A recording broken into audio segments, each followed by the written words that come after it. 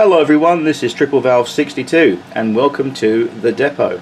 I decided to give the YouTube excuse me, a YouTube channel a bit of a different name because Triple Valve Metro Camel was a little bit boring and didn't really have much to it, so I thought Triple Valve 62 as a username and the depot as the name of the channel. And the depot is quite fitting really because this is a railway related channel, and as you'll notice from my uploads, it's mainly model railway and full-size railways in terms of looking at them and reviewing them and how-to guides and stuff like that. And if you like what you see so far, give me a sub if you haven't done so already, and I will sub you as well. Anyway, I also want to mention not only a new name for the channel, but also in terms of doing the videos for future reference. Apologies for some of the videos I've done in the past that haven't been very well illuminated and lit. So what I did the other day, I'll just zoom out you guys and show you this if I can. I picked this lamp up, this desk lamp, as you can see here. This desk lamp I got here, it cost me £6 from Tesco's, my local Tesco's, and it's really very good because it does the job and it fits under my little workbench here. And more importantly, I can do a lot of close-up work and shots in terms of film-wise that you guys will be able to see much better at home, and you actually will be able to see what I'm talking about and what I'm doing. So hopefully that will improve the video today, what I'm going to show you shortly. And if it does, give me some feedback. Let me know. I'm sure it does improve things. But just a little bit of a lighting idea I had there. You can do that at home as well. Again, you can go and buy a cheap desk lamp and use that for your videos and things like that. But I bought this specifically for my little workbench I've got here, so I can see what I'm doing late at night or any time of the day without straining my eyes, and obviously giving the right amount of light on very small projects. So anyway, that now lives underneath there. Got a 25 watt bulb in here so it doesn't get too hot, so it's ideal, perfect, and you can bend it at an angle and play about with it. But anyway, that's not what this video is about. This video is about a little how-to idea for your locos. So what I'm going to be looking at today, I'll showing you, is one of these. It is a Bachmann B1 Harold Bibby, and there she is, and there is the tender. So I'll just bring this down a little bit and I'll show you close up what we're going to be talking about and what you can do if you have one of these. Stay tuned.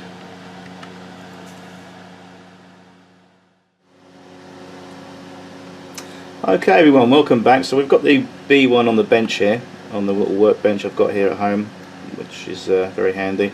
And I'm going to show you two things about this particular model that you at home can do very simply and improve the appearance of this particular model. So as mentioned, with Bachmann tender locos, they do at the moment, at this current moment in time, have a very large distance between the tender and the loco. And basically the drawbar, in my opinion, is way too overscaled and too long for the model. Functional wise it does the job, but it's just too long. Unless the fireman is John Wayne and is going to do a massive sprint and a run up to jump between the tender and the loco to get the coal each time, it's a bit silly. So what we need to do is improve the distance slightly between the tender and the footplate. And how do we do it? I'll show you what you need to do. So I'm not going to show you how to do it, but it's done already. But what I'll do, if it's helpful enough for you at home watching this, I'll show you what you need to do it and how you do it, if that makes sense. If it doesn't, watch and find out. So what you'll need first of all, and more importantly, is what tools do we need to do this job. So what I would suggest is one of these. If you haven't got one already, go out and get one because you'll need it for loads of jobs. It's a modeller's scalpel or craft knife, and make sure it's got a nice sharp new blade on there, and be careful when you fit them, mind your fingers. They are very good for cutting out cardboard kits, card kits should I say, and removing the flash and all the junk from all the sprues on your model kits and bits and pieces and trimming up stuff. Very good and very handy. So you'll need one of these, and also you will need a decent little set of drill bits. Now something like this will be ideal. Nothing too large, nothing too fancy, but just something that gives you quite a large range of very smaller drill bits. Obviously the larger drill bits you're going to use on the actual baseboard itself for drilling holes for your wires and a lot larger projects you'll need obviously drill bits for. But for the model railway world, we want to use a selection of drill bits much like the ones I've got here in my hand at home. These are ideal for all sorts of very small, very fine jobs on your railway projects. And as you can see, you've got the finest of the finest drill bits right at the end, and it goes up the scale to quite some medium-sized drill bits there. You don't want anything too larger than this. For what we're going to be using it for today, a set like this is basically perfect for the job. So as well as a set of drill bits like that, you'll need a hand drill, and what I've got is one of these. You can get these on eBay, any craft and model shop, and also DIY shops will do them as well. These are little hand drills, and what you can basically do is, if you fit, for example, this particular drill bit we're going to be using today is a 1.5mm bit, which is thus so. You put in the end of the little chuck there, you hand tighten it, or you can use a pair of pliers or nips to nip it up really tight.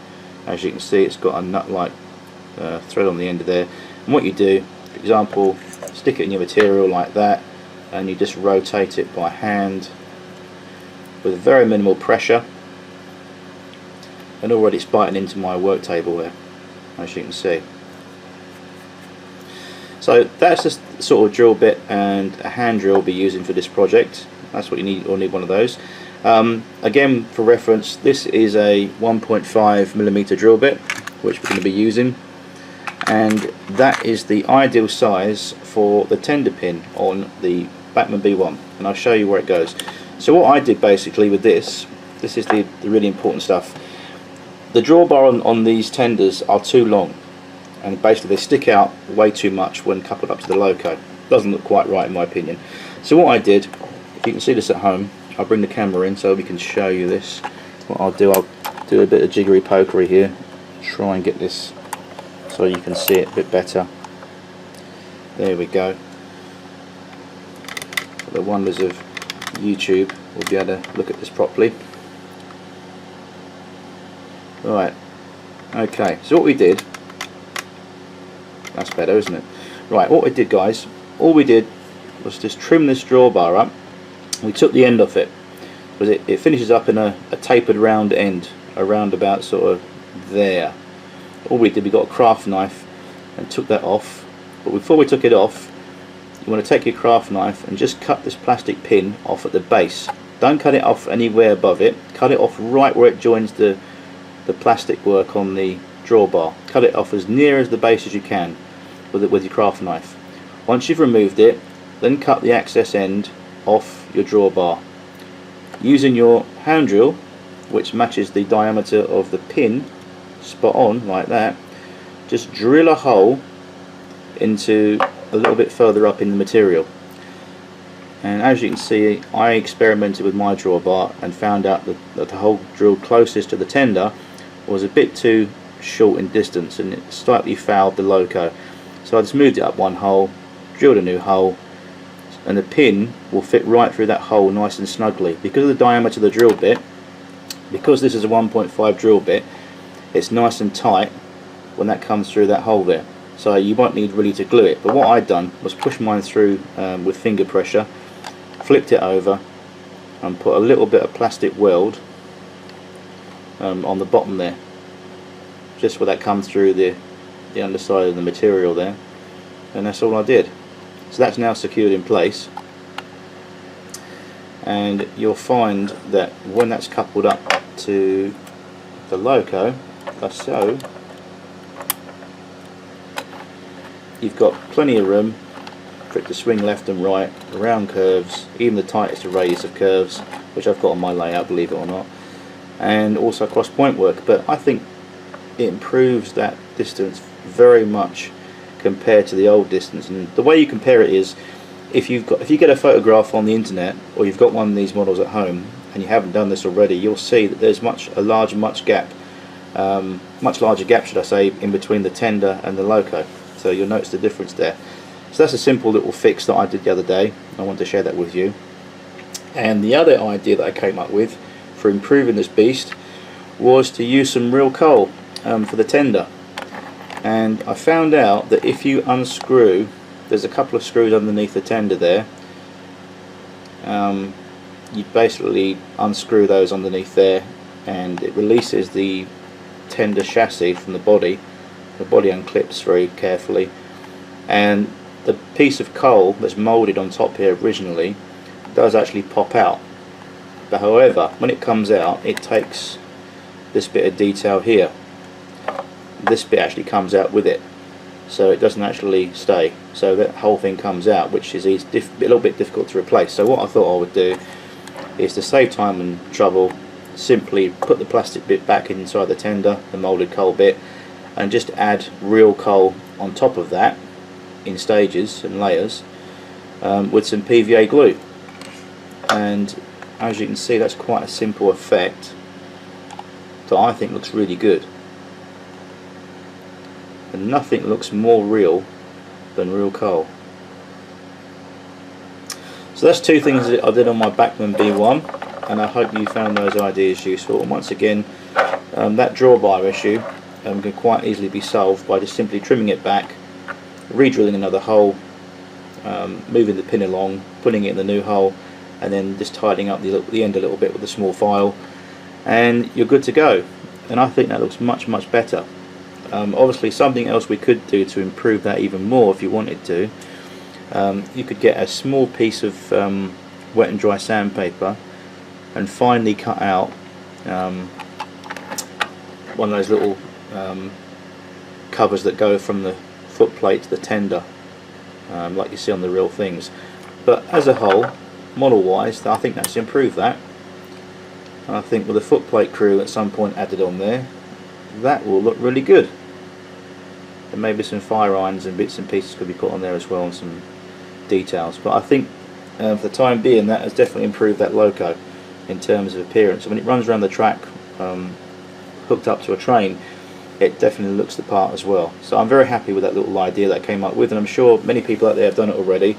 But there's a lot of you out there, I'm sure, that own a Bachmann loco, tender drive, not tender drive ones, but tender locos, and I've probably been wondering the same thing. Why have they manufactured these drawbars way too big? To me, the worst case example has got to be the Bachmann A4. They are absolutely terrible in terms of distance between the tender and the loco. They look awful. Hornby have got it just right. But anyways, there's a little tip to improve that loco, and I hope that you enjoyed those ideas. And more importantly, I hope you enjoyed the improved lighting for the video, and also the new name for the channel. Anyway, I'll be back soon with some more videos, and enjoy and take care. Have a great day, and I'll see you soon. Bye bye.